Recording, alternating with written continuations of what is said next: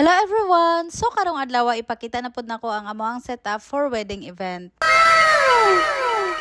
Ug sa kanina event mga day kauban na pud nato ang GDS event, Z Convention ug Z Kitchen Catering Services. Sana all.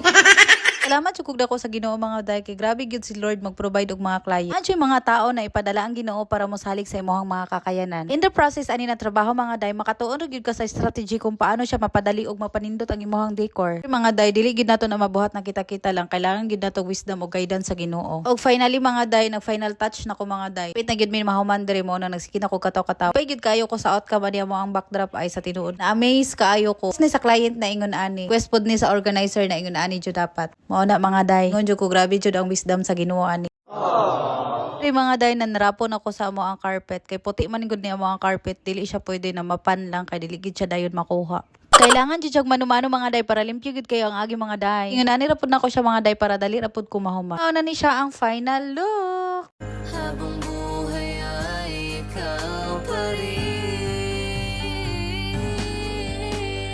Tama nang minsan umibig at nagmahal sa'yo ng labis. Pag-ibig na walang kasing tamis.